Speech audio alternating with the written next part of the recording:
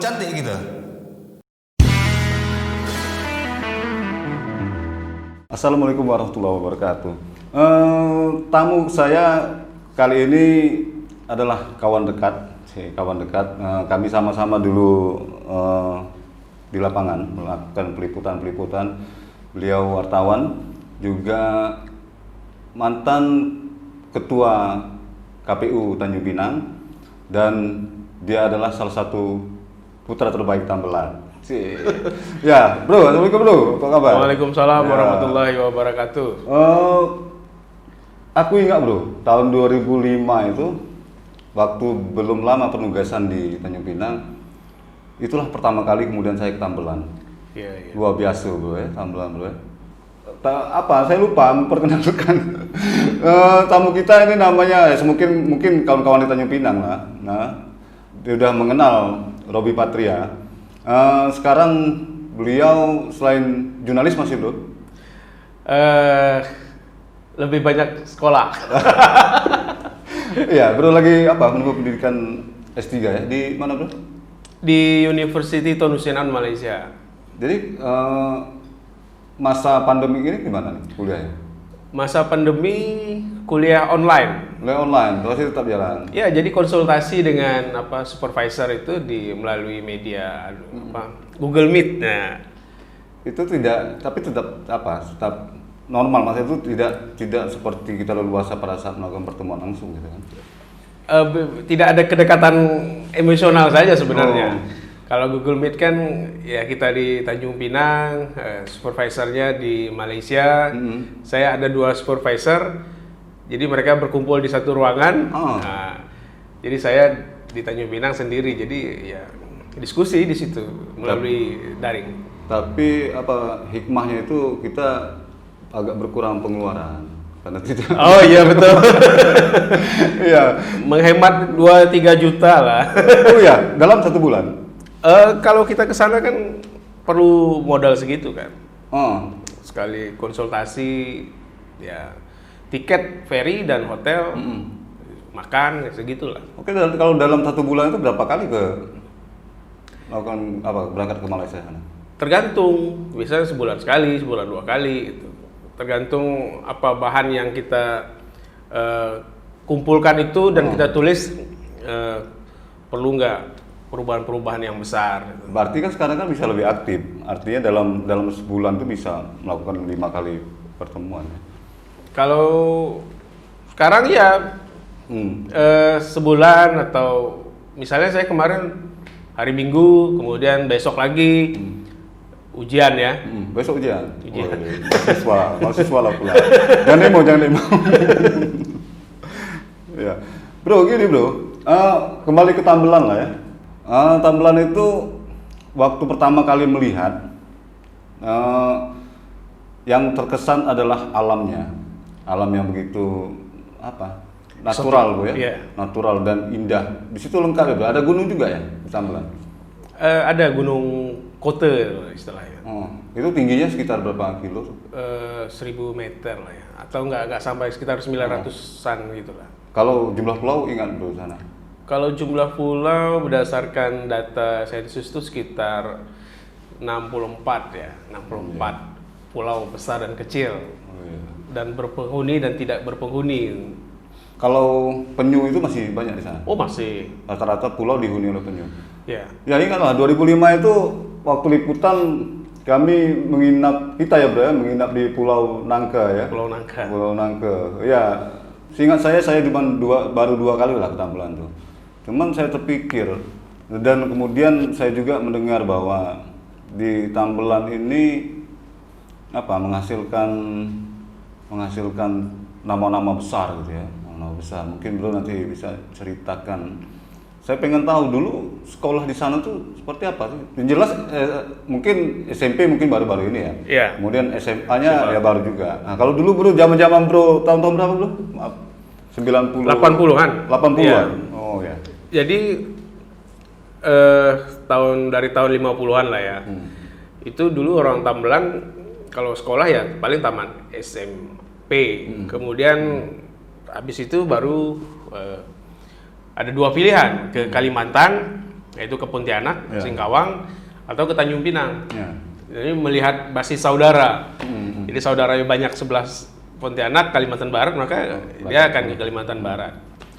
Kalau banyak di Tanjung Pinang, maka di Tanjung Pinang. Maka disitulah uji nyalinya itu. Kalau ketika merantau itu ya harus jadi orang seperti itu. Betul. Nggak mesti jadi PNS, tapi jadi pengusaha atau jadi politisi. Berarti dari mulai awal kita berangkat tuh tekad awal ya paling penting ya. Ya itu udah, kan umur kita masih belasan tahun tuh, belum lulus SMP kan. Kemudian merantau sekolah, paling balik setahun sekali ketika Lebaran. Iya. Berarti kalau tiga tahun SMA di sini, makanya 3 kali balik seperti itu. Berarti bro SMP sudah Saya SMP di Tamblan, Tambelan. SMA 2 baru kuliah di Jogja, dan itu jarang balik ke Tamblan. Berarti bro SMA tahun 97-an ya? Ya, 97 tamat. tamat 2000. Tamat 2000, bro 97. Itu waktu itu transportasi gimana? Transportasi kapal perintis namanya. Itu ya 10 hari sekali, 14 hari sekali ke Tamblan, dan kapal ikan. Jadi kalau mau balik ke Tamblan ya dulu jalurnya cuma 2. Kapal besi sekarang dan kapal ikan. Dulu memang tak ada opsi pilihan kalau mau melanjutkan SMA, berarti harus keluar dari Tambelan gitu ya? Ya harus, karena SMA di Tamblan itu masuk tahun 2000. Baru tahun 2000-an ya? Baru dibuka SMA 6 Tamblan. Sampai sekarang. Bro, berarti dari Tambelan itu kalau dihitung lebih banyak yang berkuliah di Kalimantan atau di Tanjung Pinang? Karena mungkin jaraknya lebih dekat ke Tambelan ya? Ya, kalau Kalimantan kan 9 jam sampai ya. Kalau ke Tanjung Pinang 24 jam, 21. Jadi rata-rata kalau sekarang SMA itu kan dia 2 kelas. 2 kelas itu sekitar 80 atau 70 orang. Ya mungkin dia 50% lah yang lebih atau 60% yang melanjutkan perkuliahan ke Tanjung Pinang dan ke Tanjung Pura, Universitas Tanjung Pura Pontianak. Pontianak ya? Dan ada falsafah orang Tambelan itu satu rumah misalnya mereka harus melahirkan 1 sarjana. Jadi walaupun dia bapaknya tukang masih nelayan gitu, tapi ada tekad yang bagus, bagaimana anaknya tetap menjadi sarjana, itu aja. Dari dulu tuh? Dari dulu. Karena yang jadi dirjen, jadi politisi, kepala dinas di sini kan rata-rata orang tuanya petani, nelayan, seperti itu. Bro, bisa disebutkan tokoh-tokoh menurut bro ya, yang menjadi panutan dari warga sehingga jadi pemantik bagi warga-warga yang ada Tambelan untuk harus berhasil ini loh contohnya. Tentu yang besar almarhum Adnan Kasim. Ya. Itu tahun 60-an sampai tahun 69 tuh udah jadi Bupati Kepulauan Riau yang sekarang Kabupaten Provinsi Kepulauan Riau. Kemudian jadi anggota MPR, jadi ketua DPR Riau, DPRD Riau. Jadi polisi. Kemudian anak Melayu yang salah satu dikirim ke Kongres mahasiswa Islam pelajar Islam di Jogja tahun 45. Jadi kiprahnya luar biasa. Kemudian ada Profesor Mas Wardi ya, dulu mantan rektor Umrah. Sekarang beliau lagi di Pontianak. Kemudian ada Profesor Azwar. Dan banyak dokter itu ya. Pak Dr. Rosmawi misalnya, kemudian Pak Fahrudin, Pak Zauzak Ahmad, itu tokoh-tokoh yang kiprahnya sudah menasional ya. Jadi ya bagi kami yang baru-baru, mereka itu ya contoh. Jadi ketika adik-adik sekarang sedang berjuang, saya bilang kalian punya tokoh inspirasi yang kiprahnya besar di kancah nasional. Jadi bukan tidak bisa anak pulau itu yang jauh dari kota menjadi orang besar, karena memang diterpa oleh lingkungan yang agak keras. Karena kan kita lahir saja udah di atas laut kan. Bro, menyebut nama Pak Adnan Kasim. Ya, saya pernah membaca tulisan bro di Facebook bahwa Pak almarhum Adnan Kasim itu adalah sangat layak namanya disematkan sebagai nama bandara ya. Ya. Bandara di apa? Pulau Badak ya? Ya, Pulau di Badak. Pulau Badak ya. Pulau Badak Tambelan. Apa dasarnya? Kalau ini apa dari saya pribadi ya? Iya. Kalau- Artinya dari beliau pribadi kemudian bercerita dengan tokoh-tokoh di. Kalau saya pribadi melihat beliau sosok pejuang, pejuang kemerdekaan. Kan nggak banyak orang Kepri yang masih berjuang untuk kemerdekaan ya. Betul. Sebelum era kerajaan dulu kan. Dia kan di era 1940-an Ya. sampai dengan 60-an kemerdekaan. Jadi tokoh Tambelan yang kelasnya tinggi itu ya Adnan Kasim karena dia berjasa pernah bertugas di Jambi, pembentukan provinsi Jambi dia sebagai 10 orang pertama yang mengurus provinsi Jambi. Kemudian provinsi Riau menjadi ketua DPR kan. Kemudian dia mengkader itu anak-anak Kepri. Anak Kepri yang ingin kan dia siapkan, dia menyusun gitu lah. Yang berkompeten dia naikkan seperti itu. Kemudian pernah menjadi bupati 2 periode. Saya kira itu nama besar dan dia pernah tertembak kan.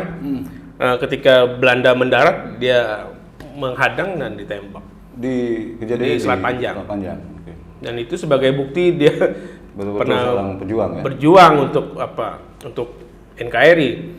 Saya kira nama-nama bandara mayoritas kan nama-nama pahlawan nasional kan, Ya, betul. yang sudah kiprahnya sudah tidak diragukan lagi.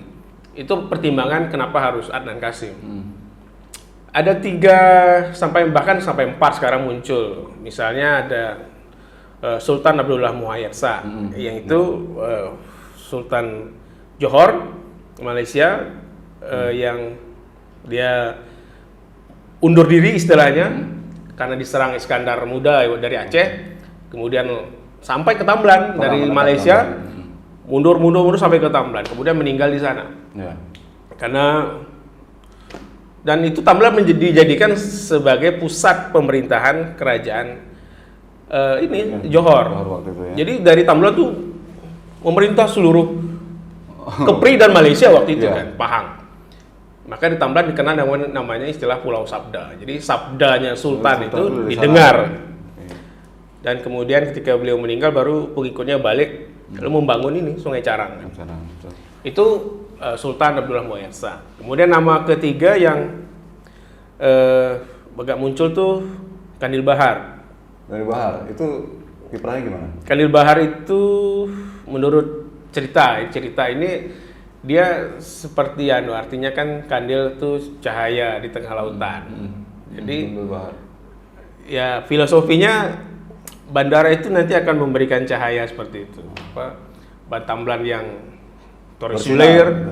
Nanti setelah ada bandara kan agak terbuka. Betul. Dan bisa dinikmati tidak lagi 24 jam tapi 1 jam udah bisa sampai di bandara itu. Jadi itu yang ketiga. Yang keempat baru muncul lagi. Ya. Namanya Datuk Hasnan, Datuk Kaya. Jadi Datuk Kaya ini memang kiprahnya di Tambelan. Ya mengelola dia seorang pedagang. Hasil pertanian warga Tambelan dia kelola kemudian dibawa ke Singapura ya. Singapura mainnya. Iya. Tanjung Pinang, Pontianak gitu. Jadi perekonomian Tambelan memang agak hidup karena adanya beliau. Dan beberapa karya peninggalan beliau itu rumah adat. Oh, di belakang gedung kantor daerah. Samping gedung daerah itu. Daerah. Karena kan itu dikumpul dari hasil pajak warga Tambelan. Kopra itu, Revenue Lari ke sana. dari tahun 40-an pajak itu dikumpul, kemudian tokoh Tambelan melalui lembaga adatnya, Geminskap ini mengumpul lalu membeli aset itu rumah adat Tambelan. Berarti rumah adat Tambelan itu ada sebelum gedung daerah ada? Iya sama lah ya. Sama. Oke. Jadi untuk dipergunakan untuk mahasiswa Tambelan, sebegitunya orang Tambelan sangat menilai penting pendidikan itu. Jadi tahun 50-an mereka membeli aset itu kemudian dibangun untuk mahasiswa Tambelan. Orang-orang Tambelan yang belajar di sini. Begitulah mereka mempersiapkan regenerasinya. Loh, berarti dari 4 nama itu sudah ada kesepakatan apa sampai sekarang masih jadi perdebatan? Dan apakah sudah disampaikan ke Pemkab Bintan? Kalau dari Ikatan Keluarga Tambelan Tanjung Pinang itu IKT sudah kita sampaikan kepada Bupati Bintan. Itu ya terserah Bupati dengan berbagai pertimbangan alasan yang kita paparkan di dalam surat itu. Kemudian kalau Tanjung Pinang ada mengusulkan 3 nama. Abdullah Moyesah, Adnan Kasim sama Kanil Bahar. Sementara IKT Batam itu satu katanya, Sultan Abdullah Moyesah. Kemudian Kalbar saya nggak tahu ya, katanya sudah mengirimkan juga. Jakarta juga sudah mengirim, cuma kita nggak tahu mereka ke siapa pilihannya. Maka tergantung pemerintah, dia mau menentukan siapa. Tapi kalau Bro pribadi nilai itu keempat nama itu udah layak ya untuk dinamakan bandara. Kalau untuk saat ini iya, dan saya lebih cenderung ke Adnan Kasim. Pribadi. Ya makanya Bro menulis itu. Bro, terkait bandara gitu Bro. Terkait bandara ini, secara satu sisi kan kalau kita melihat itu memang membuka memutus terisolirkan Tambelan dari dunia luar. Dan saya dengar itu kan rencana juga akan dikembangkan sebagai kawasan wisata ya, karena selama ini pun rupanya baru tahu saya diam-diam orang-orang Singapura tuh direct langsung ke sana ya. Iya. Untuk itu. Nah, Bro, pertanyaannya warga Tambelan secara menyeluruh atau sebagian besar itu menerima atau tidak sih terhadap terbukanya itu, atau ada kekhawatiran ini akan menjadi resort kemudian mereka akan tersingkir? Iya, jadi ke depan itu kan memang Tambelan itu prospeknya pariwisata. Selain dari perikanannya yang bagus, kemudian salah satunya ada isunya masih ada potensi pertambangan ya, minyak mungkin. Nah, yang nyata di depan kita adalah pariwisata. Karena memiliki mangrove, kemudian terumbu karang yang bagus. Kemudian ada yang unik kan penyu dan pantai laut yang jernih seperti itu kan. Jadi memang ke depan prospeknya itu, dan diam-diam ternyata memang perusahaan-perusahaan cruise besar itu kan mereka singgah di Tambelan sebagai paket mereka. Dari Singapura kemudian singgah ke Tambelan, kemudian ke Kalimantan sampai keliling di Bali ya. Kapal-kapal pesiar besar itu singgah di sana, tetapi tidak memberikan dampak positif, benefit bagi warga Tambelan, karena mereka hanya berlabuh. Ke depan itu bagaimana misalnya pemerintah daerah atau dinas pariwisata atau agen-agen itu berlabuh kapal itu besar di sana dengan 4.000 orang misalnya, dia main ke Tambelan, berinteraksi dengan warga, sehingga itu memberikan nilai tambah seperti itu kepada warga dan menggerakkan UMKM. Kalau hanya dia cuma berlabuh, misalnya di Pulau Pejantan, di Pulau Jengkulan yang rutenya itu kan itu, dia 4 jam di situ, mereka nyelam itu kan nggak ada untungnya bagi kita. Jadi yang selama ini mereka tidak pernah turun berarti? Tidak. Kalau yang turun itu hanya misalnya yacht, kapal kecil, mereka sampai di pemukiman warga, kemudian udah habis itu 1 hari dia jalan lagi gitu, yacht itu aja. Tapi kalau kapal pesiar yang kita harapkan itu kapal pesiar. Kalau rencana untuk membangun resort? Ya, resort saya kira itu yang potensial, karena saya ada teman yang mengelola hotel besar di Kuta Bali itu, dia sudah punya rencana untuk misalnya menawarkan kawan-kawannya pengembangan bisnis seperti itu. Karena ya kalau misalnya kita lihat Maldives ya, kan pulau-pulau kecil yang dimanfaatkan, dan Tambelan itu banyak pulau-pulau kecilnya, dan itu bisa sebenarnya dikelola dengan baik, asalkan tadi pesan kita warga jangan sampai menjual pulau, tapi menyewakan pulau itu tidak masalah, karena setelah beberapa waktu sewa nanti kan bisa kembali dengan aset-asetnya seperti itu, dan kejadian di Bali lah. Berarti banyak warga-warga yang itu rata-rata pulau di Tambelan, pulau kecil lah ya, itu punya warga. Ya itu kan punya warga berdasarkan sejarah lama itu kan, seperti itu. Dan itu ada beberapa pulau yang bagus view-nya, maka ada warga Jerman yang sampai matinya di sana. Oh iya, pulau itu di Pulau Panjang. Pulau Panjang ya. Karena dia tertarik tinggal di situ dan nggak mau balik lagi ke Jerman. Sampai suami istri itu meninggal dan dikebumikan di Tambelan. Bro, gini bro, kalau nggak salah Tambelan itu berkali-kali saya dengar nih ada wacana untuk memisahkan diri dari Iya, itu iya. kenapa? Memisahkan diri dari Kepri seperti itu ya. Ya. Kenapa tuh? Kalau Ya. salah dua kali salah dengar pernah. Ya itu kan karena memang alasan pertama tuh Tambelan tuh dekat dengan Kalbar. Ya. Beberapa kali Gubernur Kalbar Mm. itu mengunjungi Provinsi Riau Mm-mm. untuk meminta itu pulau kecamatan itu gabung. Lebih dari 2 kali saya kira. Apa yang ditawarkan? Ya dia gabung ke Kalimantan Barat. Ya. Kalimantan Barat nggak punya pulau yang luas seperti itu kan. Akan Ya. menambah zona Kalimantan Barat. Dia banyak darat tapi Ya. pulaunya nggak ada. Dan kita karena memiliki nilai historis ya Historis, dengan kerajaan dulu, ya maka masih tetap bertahan dengan dengan Kepulauan Riau. Bahkan ketika Pulau 7 dimekarkan menjadi Kabupaten Natuna dan Anambas, Tambelan tidak mau gabung ke sana. Suruh Tambelan minta tetap ke Bintan induk karena posisi Tambelan itu dulu lebih sedikit lah dibandingkan dengan Natuna, Serasan gitu ya. Maka ya udahlah kami tetap aja ke Kepulauan Riau. Oh, ya. Kabupaten Bintan lah ya waktu itu Iya. ya. Bro, kalau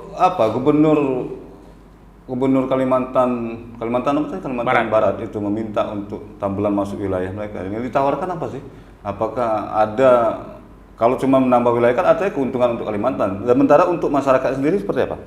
Nah itu saya kurang tahu persis, tapi yang jelas Kalimantan menawarkan sejumlah program terkait dengan kalau misalnya Tambelan bergabung dengan Kalimantan Barat. Tapi apakah itu benar terjadi atau tidak ya kita belum tahu, karena memang Kalimantan Barat jumlah penduduknya lebih banyak daripada Kepulauan Riau. Ya. Perwakilan APBN yang masuk ke mereka juga besar kan. Ya. Dengan jumlah yang besar, kemudian penduduknya banyak, lalu kan belum tentu juga bagus sebenarnya untuk Tambelan. Tapi negosiasinya perhatian saja sebenarnya. Tapi kan kalau kita lihat sekarang lah ya, artinya bandara sudah ada, kemudian artinya perhatian dari pemerintah Provinsi Kepri ataupun Kabupaten Bintan yang menjadi wilayah ya Tambelan itu sudah cukup kan menurut saya. Atau menurut lo gimana? Ya kalau kita bandingkan dengan kecamatan lain sejenis ya dari dulu, Tambelan ya masih ketinggalan. Walaupun orang-orangnya tidak ketinggalan. Tapi infrastrukturnya masih ketinggalan dibandingkan misalnya 10 kecamatan di Bintan. Tambelan masih 2G, sementara diubah di sana kan sudah 4G, sudah mau 5G. Kita masih mau mencoba misalnya jaringan 4G. Kemudian listrik, ya mereka sudah lama 24 jam. Kita kan baru ini ya. Kita kan baru kemarin, akhir tahun misalnya. 17 Agustus akhir tahun 2019 baru 24 jam. Kemudian ya infrastruktur sekolah gitu, internet kan masih jauh ketinggalan. Puskesmas, orang sudah punya rumah sakit tipe C, kita masih puskesmas. Orang sakit harus dirujuk ke Tanjung Pinang, itu kan ya masih belum lah, masih harus diperbaiki terus fasilitas-fasilitas mendasar yang untuk pelayanan publik. Apa alasannya belum? Apakah mungkin karena memang jarak tempuh dari sini yang terlalu jauh? Cuman kalau menurut saya kan itu kan bisa, artinya belanjanya bisa di Pontianak kemudian dibawa ke sana kan kalau alasan jauh ya. Kalau menurut Bro apa sih masalahnya? Apa itu? Kok lambat pembangunan di sana? Bro kan menilai lambat tadi itu. Apa masalahnya? Lambat itu kan masalah pengucuran dana APBD-nya. Tambelan itu saja. Iya, secara politiknya kurang seksi seperti itu. Karena penduduknya 5.000-an lebih, 5.500. Kemudian dibandingkan kecamatan lain yang 20.000, 40.000 kan terlalu kecil. Maka dianggap sebelah mata seperti itu. Maka lihat saja dana alokasi APBD Bintan misalnya di Tambelan kan nggak banyak dibandingkan dengan kecamatan lain. Itu yang menyebabkan multiplier efek dari pembangunan itu tidak agresif, ya, lambat, stagnan. Bro, tapi baru-baru ini perasaan saya dibangun apa tower di sana. Itu udah 4G ya? Belum? Itu tower di kecamatan pulau-pulau kecil, desa Mentebung, Pulau Pinang dan Pengikik ya. Tidak di pusat kecamatan. Tidak. Jadi sana kalah pula sekarang dengan pulau-pulau yang penduduknya 200 orang itu. Oh ya. Karena mereka baru dari bantuan Kementerian Kominfo ya. Kominfo. Jadi mereka lebih cepat sebenarnya. Kalau di Tambelan kalau mau akses WA saja harus ke kantor desa dan harus bayar 1 giga tuh bisa 70.000 1 giga. Bayar ke? Beli paketnya. Oh, paketnya. Begitu mahalnya komunikasi. Telekomunikasi situ Di sini 76.000 sudah 15. Di sana baru 2 giga. Aduh, yalah. Bro Robi ini jadi wartawan itu kalau nggak salah sampai Saya mulai 2004. 2004 kemudian di KPU stop. Stop. Nah, termasuk kemarin bro ngajar juga di Umrah ya kan, Iya. dosen akademisi. Saya sekarang itu lebih banyak mengajar lah nanti fokus. Ya, ke depan artinya tidak lagi menjadi jurnalis nih. Ya kan saya di kampus mengajar jurnalis. Melahirkan dulu jurnalis, sekarang melahirkan jurnalis-jurnalis yang mungkin ada di Provinsi Kepulauan Riau. Oke lah, bincang kami dengan Bro Robi Patria. Terima kasih sudah berkunjung di tempat kami. Luar biasa. Cantik kita. Iya. Yalah. Oke, assalamualaikum warahmatullahi wabarakatuh. Waalaikumsalam warahmatullahi wabarakatuh.